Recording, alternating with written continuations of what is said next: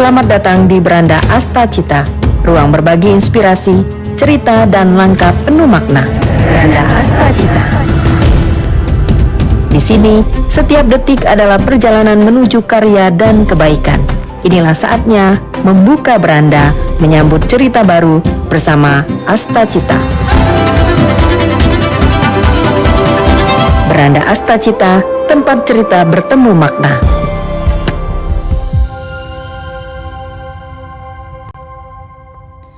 Sembilan 92,4 FM Pro 1 RRI Palembang, kanal informasi dan inspirasi.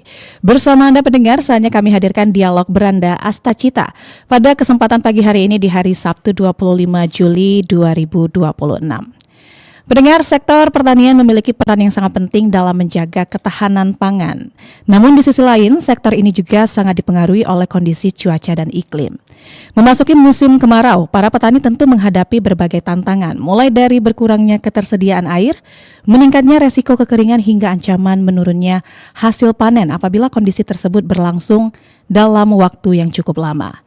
Karena itu pendengar, diperlukan langkah antisipasi sejak dini, mulai dari memahami informasi cuaca, menentukan pola tanam yang tepat hingga menerapkan strategi budidaya yang mampu beradaptasi dengan perubahan iklim.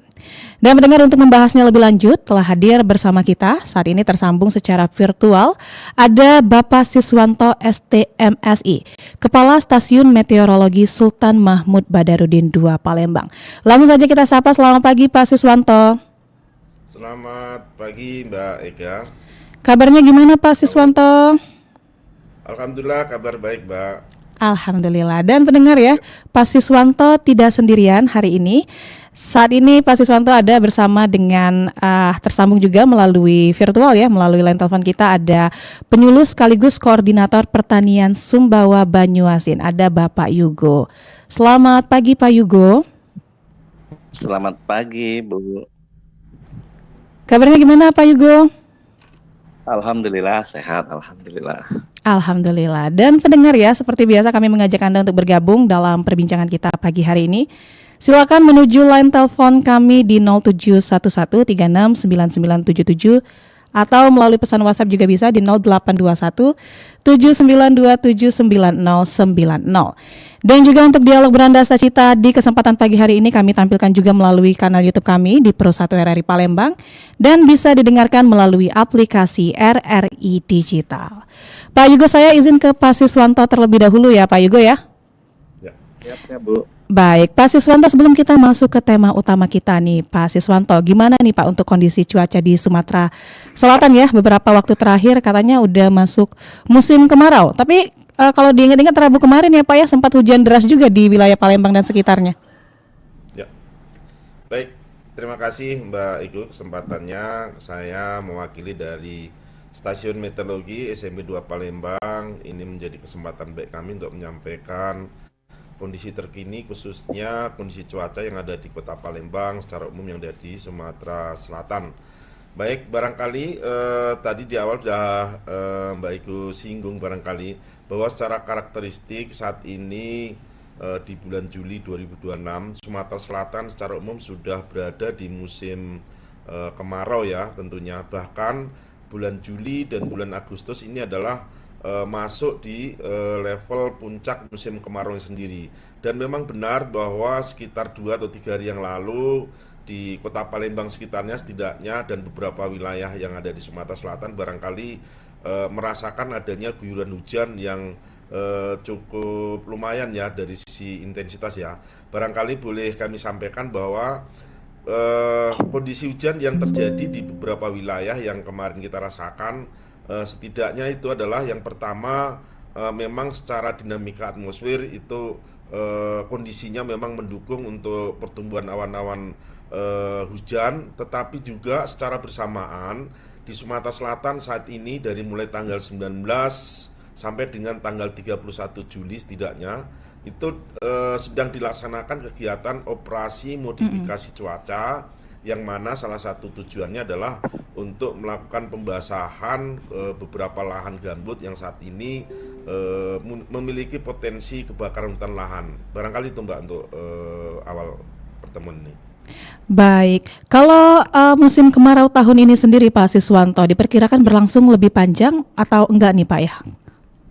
Ya, barangkali kami harus mengacu dari beberapa data, beberapa rilis yang telah disampaikan oleh teman-teman Stasiun Klimatologi Sumatera Selatan untuk musim kemarau yang berlangsung untuk tahun 2026 ini. Barangkali boleh kami sampaikan, di samping memang saat ini berada di puncak musim kemarau sendiri, ternyata kalau kita lihat dari sisi fenomena globalnya, saat ini juga musim kemarau yang berlangsung secara umum di wilayah Indonesia itu secara bersamaan dipicu atau di-trigger oleh adanya fenomena iklim global, yaitu yang bernama El Nino. Tentunya beberapa dampak dari fenomena iklim global berupa El Nino ini tentunya akan eh, memperparah kondisi kekeringan, bahkan di beberapa wilayah awal musim kemaraunya itu mengalami kemajuan, bahkan beberapa zona musim yang ada di Sumatera Selatan itu musim kemaraunya itu bisa berlangsung lebih lama, antara 3 dasarian sampai dengan 6 dasarian, barangkali itu Mbak. Baik, kalau kita berbicara tentang wilayah nih Pak Siswanto, wilayah mana nih di Sumatera Selatan sendiri yang paling berpotensi ya mengalami kekeringan akibat kemarau ini Pak Siswanto?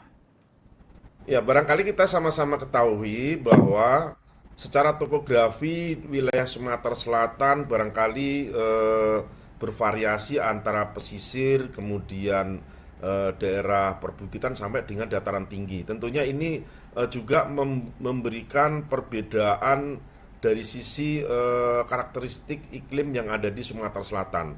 Nah, berkaitan dengan lokasi atau wilayah yang mengalami kekeringan atau dalam dampak musim kemarau ini tersendiri, barangkali yang pertama bisa kami sampaikan untuk beberapa wilayah Sumatera Selatan yang berada di wilayah pesisir bagian timur seperti wilayah Oki, kemudian Oi, kemudian Banyuasin dan sebagian Musi Banyuasin, itu tentunya adalah beberapa wilayah yang memang mengalami awal musim kemarau lebih awal, bahkan karena memang areanya atau wilayahnya sebagian besar juga memiliki lahan gambut. Tentunya ini akan berdampak kepada ancaman bencana hidrometeorologi kering, salah satunya adalah kebakaran hutan lahan.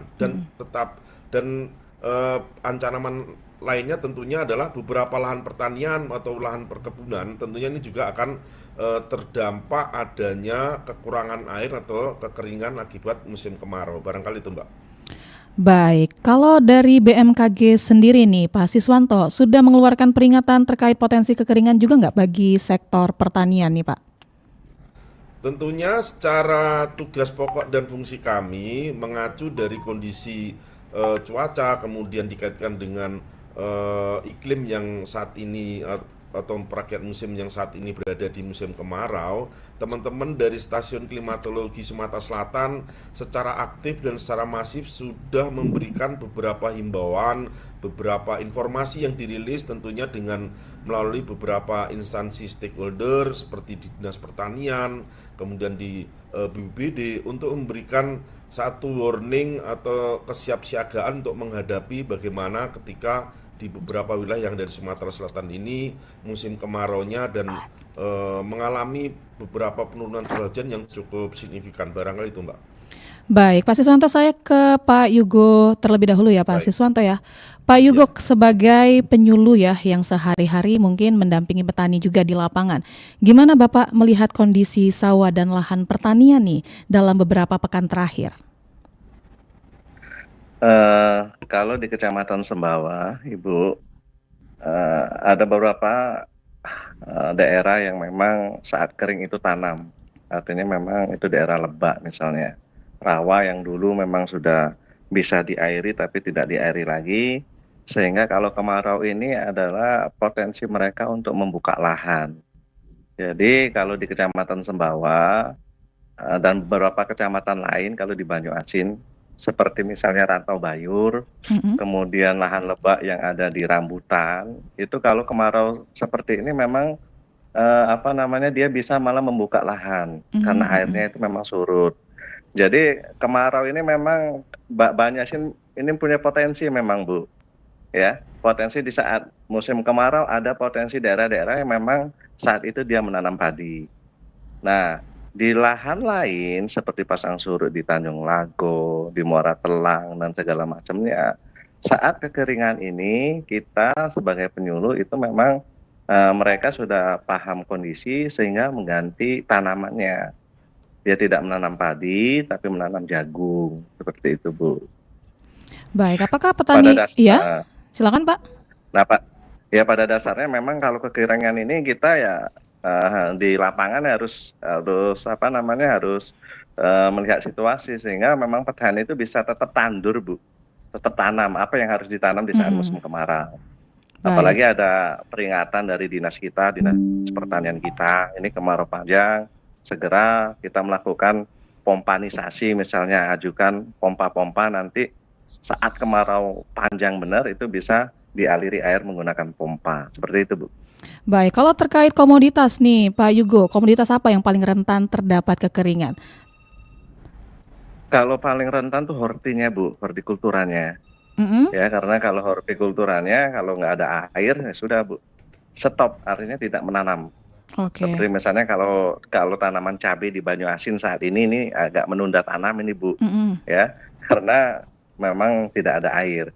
Karena kondisi tanah yang dibutuhkan untuk tanam cabai itu memang sebagian di daratan, Bu, Sembawa, Pangkalan Balai dan segala macam.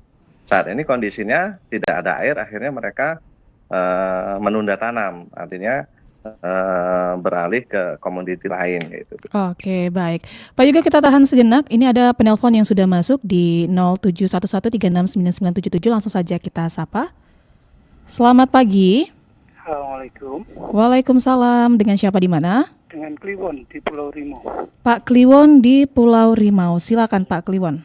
Ya, saya ada 2 pertanyaan. Satu untuk Pak Yoga, yang kedua untuk Pak Siswanto. Untuk Pak Yoga, ini di kami ini saat ini air asin, Pak. Ada nggak komoditas varietas tertentu padi untuk yang di airnya condong ke asin, Pak? Kemudian untuk Pak Siswanto, Pak, 5-6 tahun yang lalu kegerahan kita itu tidak seperti saat ini, Pak. Mungkin nggak beberapa tahun ke depan ini kita kembali ke kesejukan yang kita rasakan 5-6 tahun yang lalu itu, Pak. Terima kasih atas pencerahannya Bapak dan Mbak Benyar. Assalamualaikum. Waalaikumsalam warahmatullahi wabarakatuh. Mungkin bisa Pak Yugo terlebih dahulu ya, pertanyaan dari Pak Kliwon tadi terkait dengan saat ini kondisi air asin ya, ada komoditas tertentu nggak yang bisa ditanam mungkin ya Pak Yugo? Iya, kalau untuk padi saat ini memang lagi diteliti oleh BRIN kita dari penelitian Kementerian Pertanian untuk menyesuaikan daerah kita asin. Kemarin sudah ada survei dari kementerian untuk kita bisa menjadikan air asin ini bisa tahan untuk tanaman padi. Tapi untuk sekarang Pak Kliwon, mohon maaf belum ada varietas yang begitu tahan terhadap air asin. Nah, jadi kalau di daerah lain seperti Tanjung Lago dan segala macamnya, dia beralih komoditi. Jadi dari padi dia menanam jagung seperti itu, karena jagung kan memang tidak banyak membutuhkan air, seperti itu Pak Kliwon. Baik, Pak Siswanto, untuk pertanyaan selanjutnya tadi dari Pak Kliwon ya, terkait dengan kondisi kegerahan mungkin yang katanya 4-5 tahun yang lalu tidak seperti sekarang. Ya, terima kasih pertanyaannya Pak Kliwon di Tanjung Lago tadi ya, Mbak ya. Pak Kliwon tadi ya di Pulau Rimau. Pulau Rimau ya. Barangkali berkaitan dengan pertanyaan Pak Kliwon tadi, bagaimana kondisi barangkali parameter cuaca yang ada di sekitaran Pulau Rimau barangkali saat ini terasa gerah, tetapi apakah memungkinkan di 5 tahun yang akan datang itu bisa menjadi terasa lebih sejuk atau segar ya. Barangkali ini perlu diteliti lebih lanjut, tetapi secara umum kami bisa menyampaikan barangkali memang di beberapa wilayah, misalkan ada yang berada di dataran tinggi seperti yang kita lihat ya, setidaknya di 5 tahun yang lalu kemudian saat ini kita rasakan bagaimana, kita bisa merasakan bagaimana salah satu dampak dari perubahan iklim atau pemanasan global dari sisi fenomena yang terkecil di wilayah kita itu beberapa kondisinya itu sudah bisa kita rasakan. Artinya misalkan seperti yang disampaikan oleh Pak Kliwon tadi, artinya beberapa kondisi yang kita rasakan itu tentunya menjadi dampak dari beberapa faktor yang barangkali secara aktivitas itu sebenarnya tidak kita sadari, sebenarnya itu adalah menjadi aktivitas dari manusia itu sendiri. Misalkan seperti kita sampaikan, dengan kondisi cuaca yang cukup panas, barangkali masyarakat lebih sering menggunakan pendingin ruangan dengan menggunakan AC, atau beberapa elektronik menggunakan pendingin, kemudian kayak kulkas dan lain-lainnya. Sebenarnya itu adalah beberapa aktivitas yang memang secara lingkungan itu juga menyumbang beberapa kondisi perubahan iklim yang ada di sekitaran kita. Termasuk barangkali kalau di dunia pertanian ya, kalau pernah kami baca beberapa penelitian, ternyata kotoran hewan yang atau apa ya, kotoran ternak itu sebenarnya malah menjadi penyumbang apa ya, gas metan yang cukup signifikan, dan barangkali gas itu malah justru menyumbang apa ya, lapisan ozon yang ada di sekitaran kita, bahkan itu sebenarnya menyumbang aktivitas yang merusak lingkungan kita sendiri. Artinya itu beberapa aktivitas yang sebenarnya kita tidak sadari, aktivitas kecil yang tidak kita apa ya, ketahui barangkali, termasuk aktivitas pembakaran apa ya, dari pabrik industri, kemudian dari kendaraan bermotor atau mobil di jalan raya. Itu sebenarnya beberapa yang menyumbang beberapa wilayah di sekitar kita itu merasakan menjadi lebih gerah. Atau mungkin secara lingkungan kita juga bisa melihat mungkin ada kerusakan vegetasi di sekitar kita, tetapi itu perlu penelitian lebih lanjut tentunya ya. Apakah memang 5 tahun ke depan bisa menjadi terasa lebih sejuk lagi? Tentunya ini menjadi kembali kepada kita, masyarakat yang ada di situ, kira-kira bisa menjaga lingkungan itu atau alam kita sendiri enggak? Barangkali itu Mbak yang bisa kita sampaikan. Baik, Pak Siswanto, Pak Yugo, kita sapa dulu sudah bergabung dengan kita. Ada penyuluh pertanian Universitas Sriwijaya Palembang, ada Bapak Dr. Insinyur Yulian Junaidi MSI. Selamat pagi Pak Yulian. Selamat pagi. Selamat pagi. Kabar gimana Pak Yulian? Ya, sehat alhamdulillah. Sehat alhamdulillah, baik. Pak Yulian, kita tadi sudah berbincang sedikit ya sama Pak Siswanto dan juga Pak Yugo nih terkait dengan kondisi kemarau panjang dan juga kekeringan dan dampaknya juga pada sektor pertanian. Kalau dari Pak Yulian sendiri nih, kalau Bapak melihat sendiri gambaran umum nih Pak ya terkait dengan situasi kemarau panjang dan kekeringan ini yang berdampak pada strategi pertanian ini seperti apa Pak Yulian? Pertama memang pertanian yang ada di Sumsel ini tidak semuanya sudah beririgasi teknis ya kalau sawah. Jadi sebagian besar masih berupa sawah rawa pasang surut dan sawah rawa lebah. Nah, kedua jenis sawah ini sangat tergantung dengan kondisi alam. Jadi kalau terjadi kekeringan dan kebanjiran pasti itu sangat berdampak pada produksi pertanian. Jadi kalau misalnya kekeringan pada bulan Agustus nanti, Agustus September itu paling berdampak pada daerah rawa lebah. Karena rawa lebah ini menanam padinya pada awal musim kemarau. Jadi biasanya kalau kekeringan pada bulan Agustus September itu mereka belum panen, jadi bisa gagal panen. Jadi itu sangat berdampak pada kondisi pertanian yang ada di Sumatera Selatan. Kecuali irigasi teknis yang airnya sudah bisa diatur dengan baik. Nah, memang saat ini petani kita masih sangat kesulitan ya, terutama petani kecil ketika menghadapi kondisi kemarau panjang. Jadi kemampuan daya tahan petani itu biasanya akan lebih baik kalau dia memiliki teknologi, misalnya paling tidak kalau di daerah lebah itu mereka punya pompa air ya untuk mengairi sawah-sawah yang kering. Itu pun kalau ada sumber air di sekitarnya, misalnya masih ada sungai atau ada saluran-saluran besar yang masih airnya tersisa. Tapi kalau tidak ada mungkin akan sangat sulit. Yang kedua, memang daerah-daerah rawa kita ini kan sebagian besar bergambut. Nah, itu juga sangat mengkhawatirkan karena akan terjadi kebakaran lahan dan hutan jika terjadi kemarau panjang. Saya kira itu, Pak Ika. Baik, Pak Julian, kalau dibandingkan dengan tahun-tahun sebelumnya juga ya, Pak Julian ya, kalau ketahanan pertanian untuk tahun ini seperti apa nih, Pak? Pertama memang perubahan iklim ini kan ada siklusnya, ya. Jadi ada istilahnya La Nina dan El Nino. La Nina itu adalah curah hujan yang berlebih, Ya. artinya bisa saja sawah-sawah petani itu mengalami kebanjiran. Itu juga sangat merugikan petani karena pertanian tradisional itu belum ada tanggul-tanggul yang bisa menahan air banjir. Nah, tetapi pada tahun ini kayaknya akan mengalami kekeringan.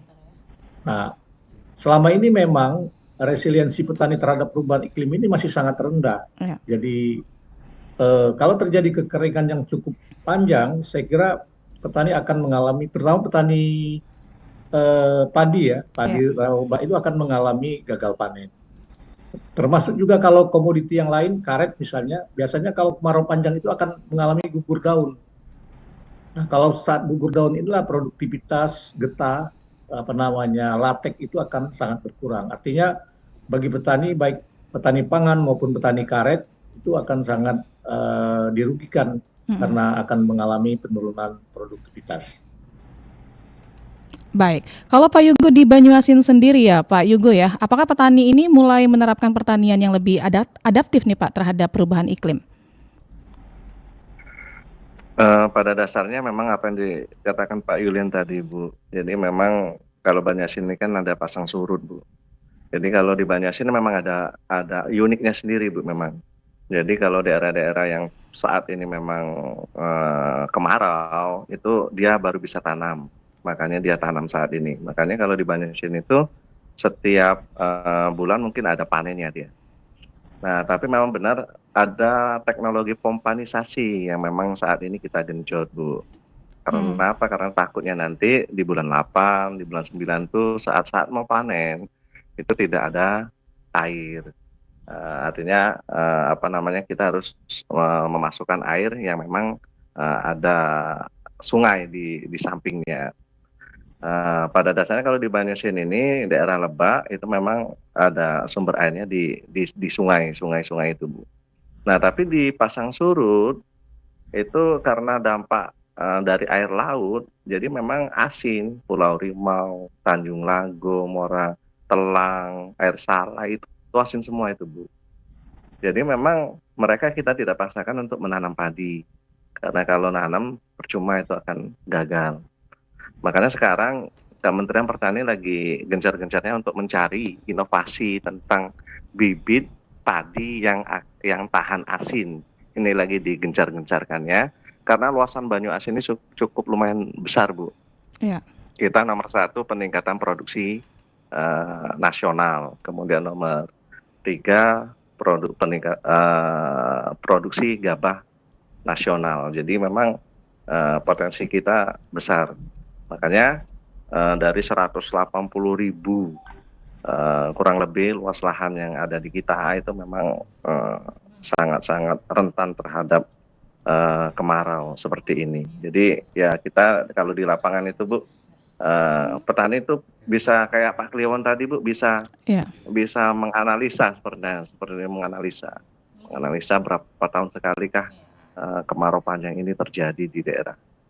Mungkin seperti itu Bu. Baik, dan pendengar kami tentunya masih mengajak Anda ya untuk bergabung di perbincangan kita pagi hari ini. Silakan menuju line telepon kami di 0711 369977 atau melalui pesan WhatsApp jika bisa di 0821 7927 9090. Pak Siswanto, kalau berdasarkan prediksi BMKG ya Pak Siswanto ya, untuk kondisi cuaca di bulan Agustus dan September nanti akan seperti apa Pak Siswanto? Ya.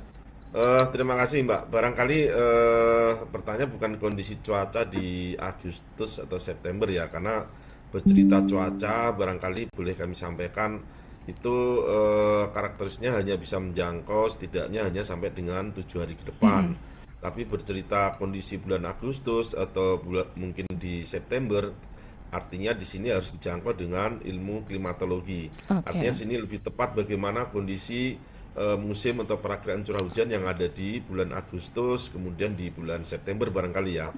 Nah, kita mengacu kembali dari rilis dari teman-teman Stasiun Klimatologi Sumatera Selatan bahwa puncak musim kemaraunya sendiri, khususnya yang ada di Sumatera Selatan, itu berada di bulan Juli ini, bahkan nanti akan masih berlanjut di bulan Agustus. Tentunya di September juga masih berada di musim kemarau, tetapi beberapa wilayah barangkali dari sisi karakteristik curah hujannya barangkali tidak separah di bulan Juli maupun di bulan Agustus. Nah, tentunya ini membutuhkan bagaimana adaptasi tersendiri terhadap dunia pertanian, khususnya yang dari Sumatera Selatan, bagaimana menyikapi kondisi kekeringan maupun kekurangan air, khususnya yang ada di lahan pertanian. Meskipun tadi juga disampaikan oleh Pak Yugo dan Prof. Julian, tentunya beberapa karakteristik pertanian yang dari Sumatera Selatan, seperti yang di wilayah atau daerah sawah, daerah yang memang sistem pengairannya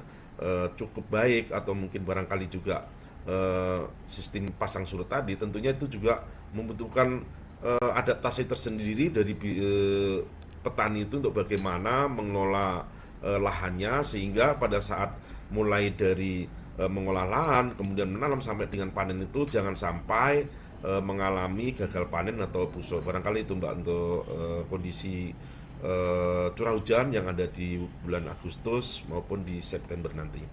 Baik, jadi terkait curah hujan ya Pak ya, kita menyebutnya bukan cuaca ya Pak Siswanto ya. Ya.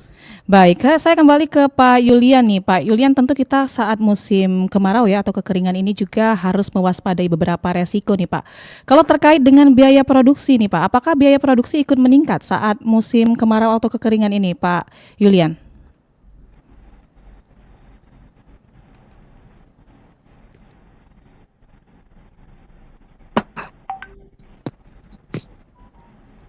Pak Yulian?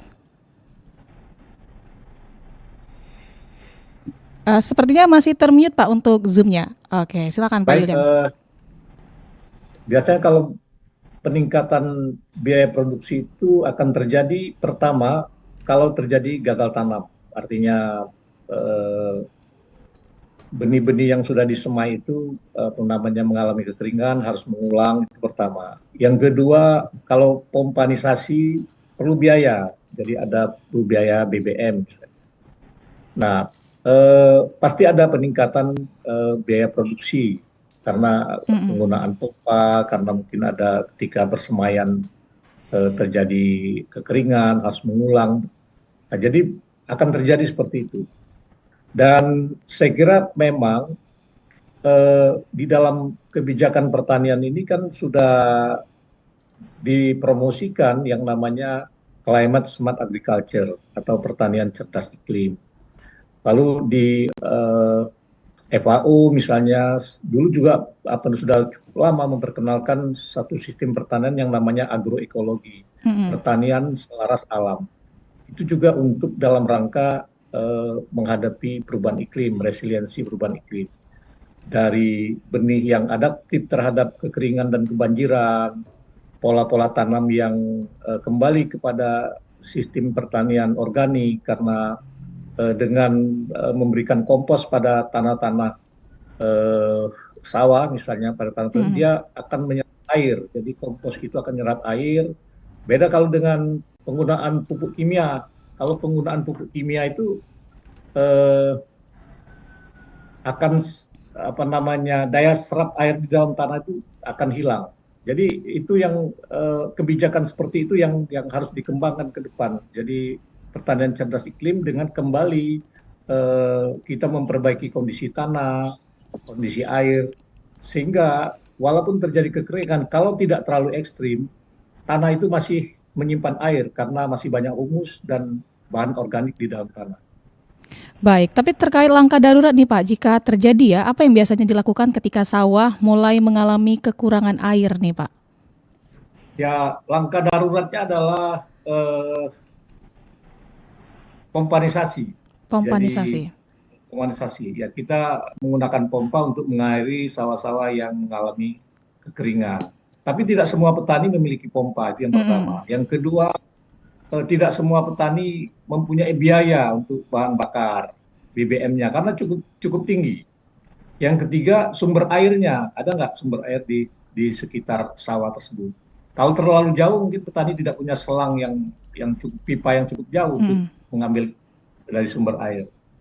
Artinya memang fenomena perubahan iklim, La Nina maupun El Nino ini akan berulang secara periodik. Artinya pemerintah itu harus mulai membuat kebijakan pembangunan pertanian yang meningkatkan resiliensi petani di dalam menghadapi perubahan iklim ini.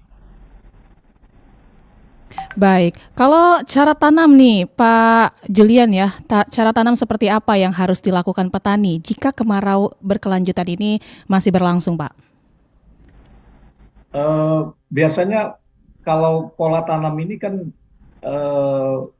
macam-macam. Ada pola tanam pergiliran tanaman, ya misalnya kalau padi misalnya memerlukan air yang cukup banyak, kalau kita prediksi ke depan itu terjadi kemarau atau curah hujan sangat rendah, maka harus kita pilih tanaman-tanaman yang tidak terlalu banyak membutuhkan air. Apakah diganti dengan tanaman jagung atau tanaman-tanaman yang kira-kira masih bisa bertahan kalau terjadi kekurangan air. Itu yang pertama. Yang kedua, perlu mengkombinasikan ya, tanaman-tanaman yang lain, jangan monokultur. Misalnya, karena apa? Karena untuk mengurangi resiko bagi petani. Jadi kalau ada satu tanaman yang gagal, ada tanaman yang lain yang bisa masih tetap menghasilkan. Makanya dalam konsep agroekologi juga tidak dianjurkan untuk menanam satu jenis tanaman, tapi juga dia harus menanam polikultur. Bahkan dianjurkan juga dalam praktek-prakteknya itu melakukan agroforestry walaupun di lahan-lahan pertanian yang cukup sempit.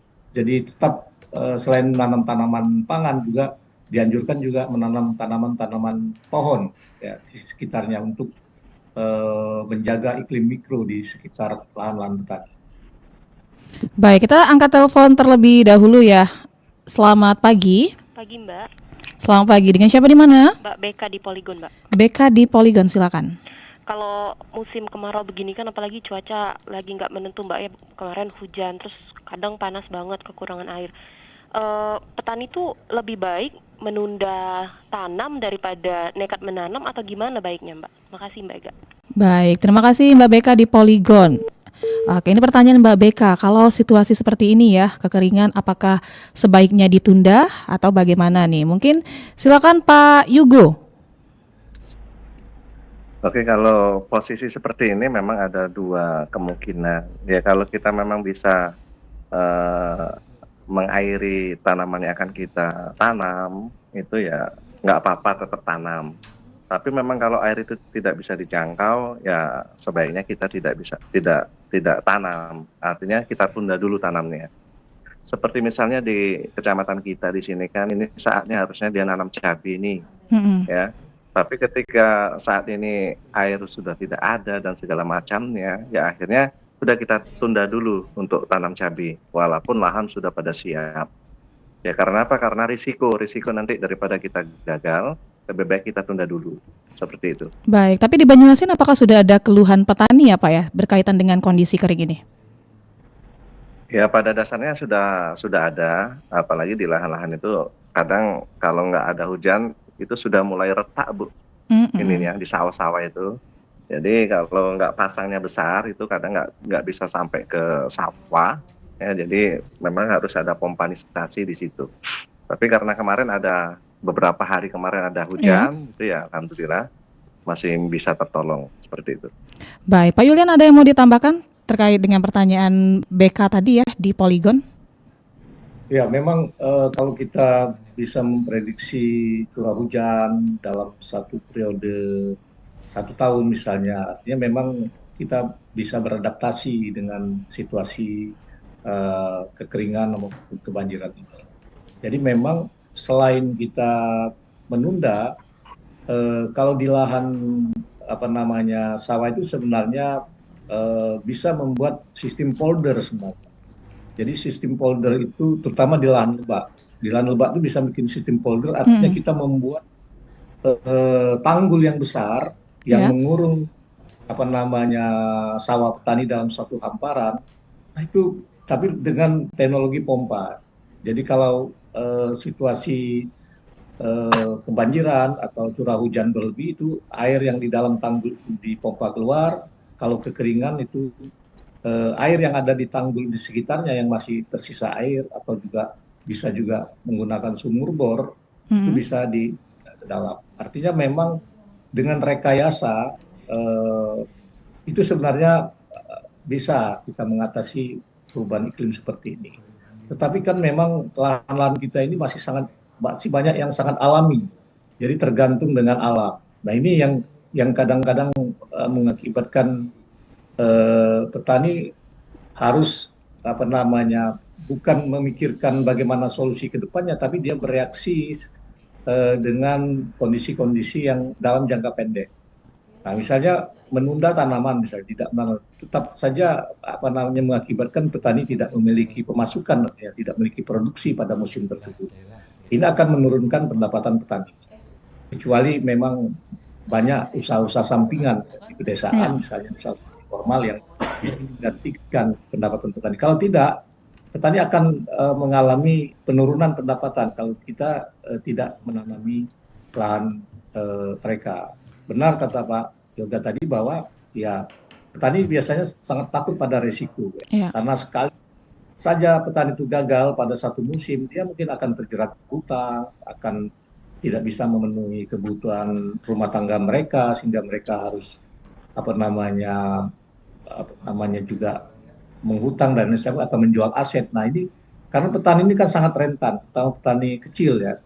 Jadi memang harusnya memang apa namanya pemerintah sudah mulai memikirkan bagaimana kebijakan itu diarahkan pada beradaptasi terhadap perubahan iklim seperti ini. Baik, Pak Yulian, kalau kita berbicara tentang wilayah nih Pak ya, wilayah mana atau kultur wilayah seperti apa yang kita lihat sangat berpotensi untuk gagal tanam, Pak Yulian? Eh, Kalau untuk pangan, saya kira wilayah-wilayah lebak, ya, itu sangat berisiko. Dan juga kalau wilayah pasang surut itu wilayah-wilayah pasang surut yang tipe B, C, D misalnya kan. Kalau tipe A itu dia masih ada di sekitar sungai-sungai besar. Artinya biasanya eh, muka muka air tanahnya masih cukup namanya tinggi. Nah, itu jadi semakin dia muka air tanahnya makin dalam, ya kayak semakin jauh dari sungai-sungai besar itu makin berisiko untuk daerah rawa pasang surut, ya.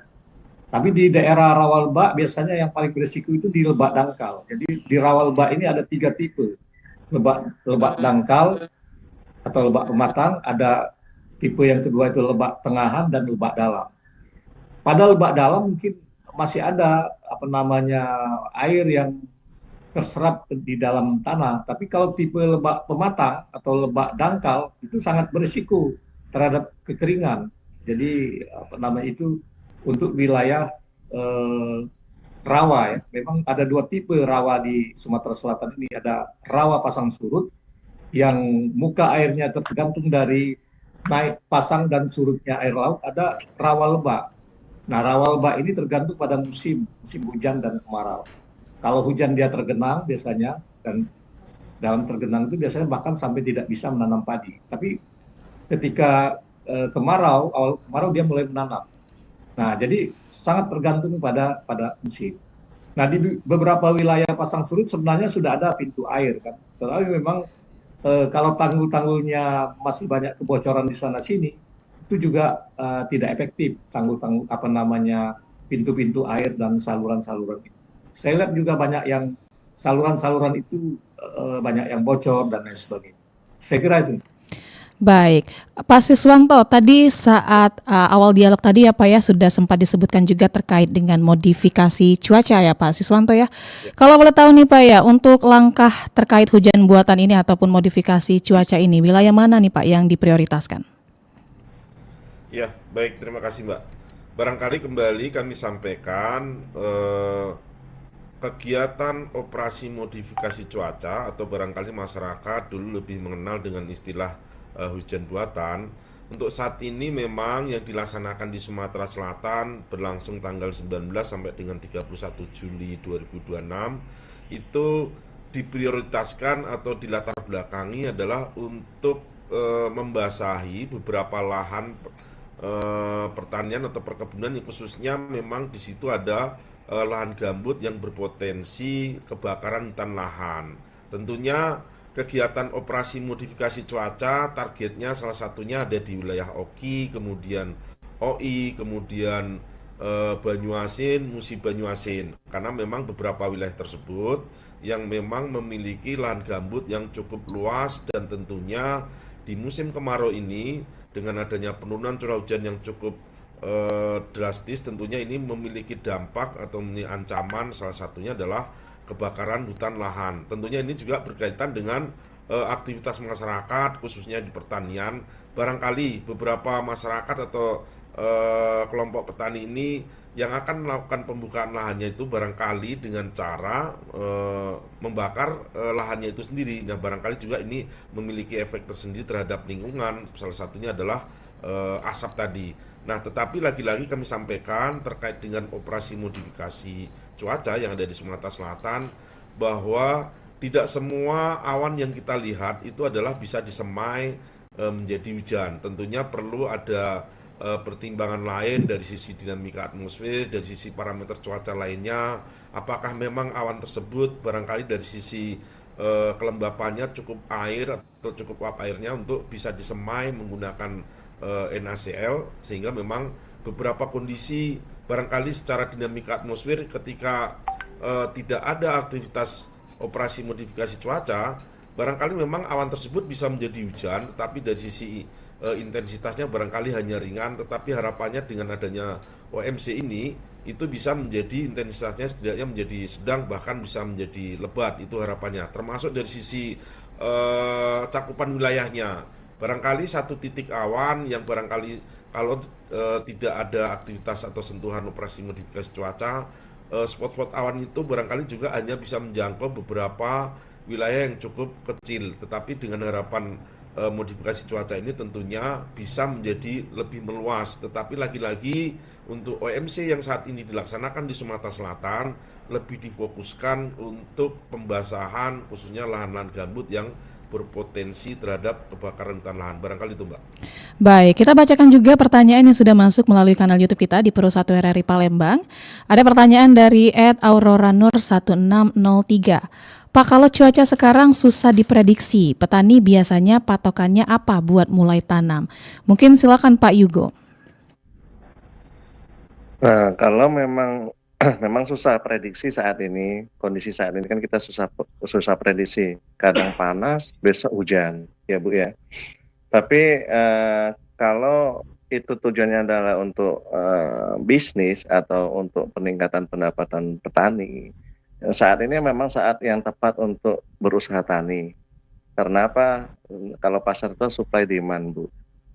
Jadi kalau saat ini pasti supply-nya kurang, permintaan banyak, artinya petani akan diuntungkan dengan harga yang akan didapatkan pas produksi, pas lagi panen. Tapi memang kita harus paham kapan saat harus kita tanam. Misalnya saat ini kondisi saat ini kan tidak menentu nih. Kita harus nanam apa, misalnya untuk tanaman hortikultura seperti misalnya atau buah-buahan seperti melon ataupun hortikultura timun dan segala macam, itu harganya akan melambung tinggi, Bu. Jadi kapan kita harus menanamnya? Ya saat kita pastikan bahwa yang akan kita tanam itu mendapatkan air yang cukup.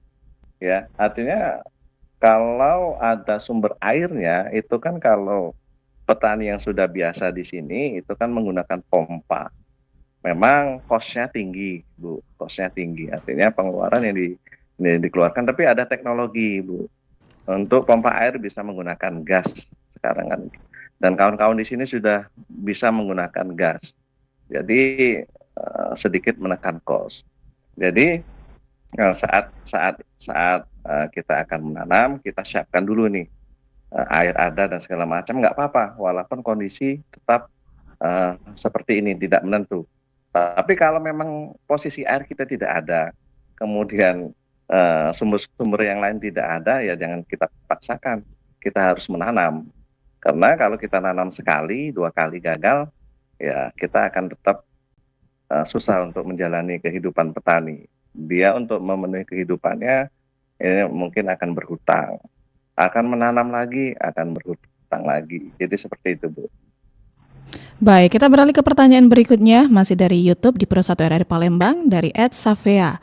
Pak, adakah varietas tanaman pangan yang tahan kekeringan dan berumur genja atau cepat panen yang didistribusikan kepada petani? Mungkin ada upaya nih yang diberikan oleh pemerintah Kabupaten Banyuasin atau belum ada nih, Pak Yugo? Kalau untuk saat ini varietas yang tahan, kalau padi saat ini belum ada, Bu. Kalau padi, tapi kalau kita kan tadi pola tanam kita yang kita berubah. Jadi kalau saat ini kita padi tidak tanam, apa sih yang bisa kita tanam sesuai dengan lokasi saat ini? Mereka menanam jagung. Mereka menanam jagung yang memang jagung tidak memerlukan air yang begitu banyak. Sehingga saat ini kawan-kawan yang sudah nanam jagung ini mungkin sebulan lagi mungkin bisa panen. Atau maksimal 2 bulan lagi sudah bisa panen. Seperti itu. Jadi kalau varietas yang memang tahan untuk kekeringan itu memang ada misalnya padi, tapi produksi yang akan dihasilkan juga tidak begitu maksimal, sehingga kita sarankan untuk sudah ganti pola tanam saja, ganti jenis tanam saja. Jadi dari padi misalnya ke ke jagung, atau kalau di daerah jalur ini saatnya mereka menanam tanaman buah, misalnya seperti melon atau semangka, seperti itu. Jadi mereka lahan itu tidak berat, tapi tetap dilaksanakan pertaniannya, tapi mengganti jenis tanamannya. Mungkin seperti itu, Bu. Baik, ini pertanyaan terakhir di YouTube, ada sosialisasi nggak ya ke petani-petani terkait kondisi cuaca yang berpengaruh ke hasil tani nanti? Dari Pak Siswanto dari BMKG bagaimana nih? Ya, baik, terima kasih Mbak. Barangkali pertanyaan tadi boleh kami jawab bahwa bagaimana strategi pertanian dalam menghadapi musim kemarau dan kekeringan khususnya di Sumatera Selatan. Tentunya BMKG ya juga sudah melakukan aktivitas sosialisasi literasi tentang perakiraan musim yang ada di Sumatera Selatan itu sendiri. Salah satunya ada program yang namanya Sekolah Lapang Iklim ya. Tentunya beberapa kegiatan sekolah lapang iklim ini juga kami sesuaikan dengan beberapa lingkungan atau wilayah pertanian itu sendiri.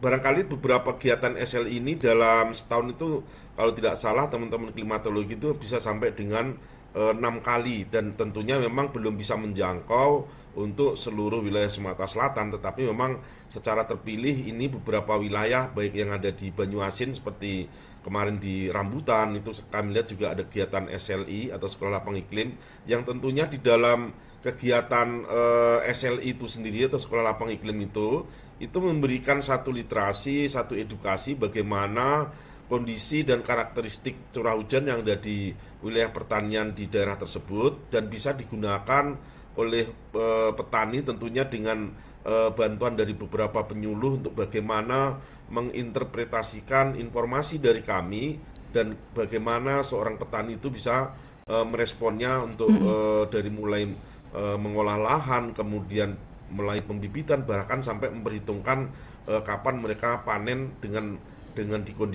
disesuaikan dengan kondisi ketersediaan air yang ada di lahan pertanian itu sendiri. Barangkali itu, Mbak. Baik.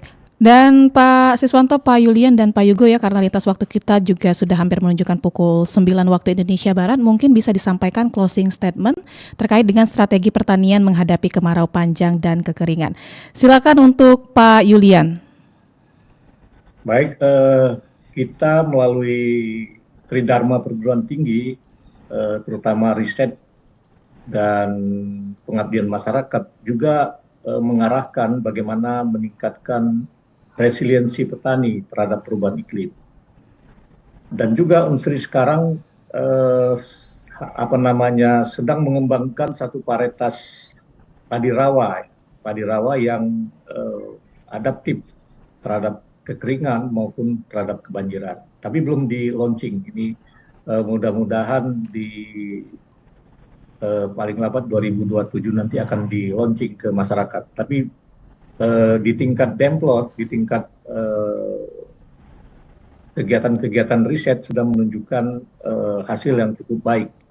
Bagaimana padi rawa atau disingkat para, varietas para ini bisa beradaptasi dengan perubahan iklim baik kekeringan maupun kebanjiran. Saya kira itu. Baik, Pak Yugo silakan.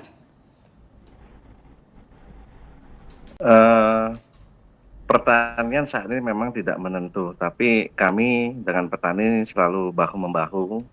Petani tetap semangat, kemudian kita juga selalu membantu petani. Yang untuk saat ini kita bantukan untuk segera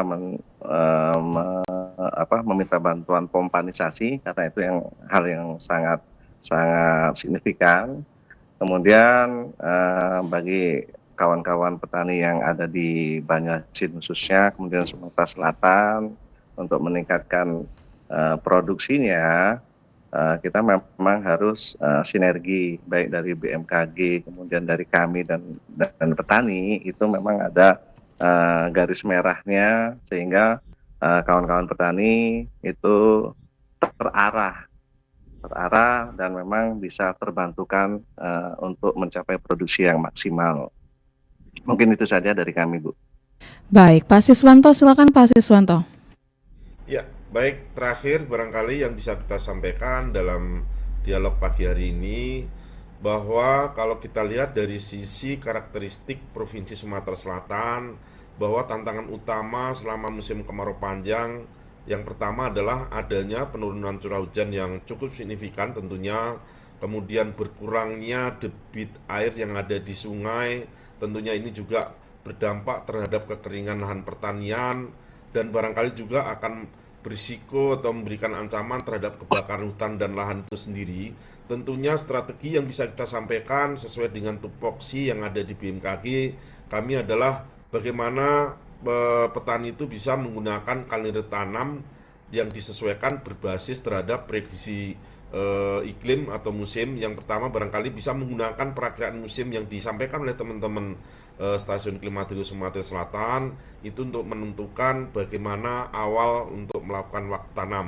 Kemudian barangkali juga bisa menghindari fase pembungaan, artinya atau pembuliran pada saat misalnya untuk tanaman padi barangkali ini ya, itu bisa kalau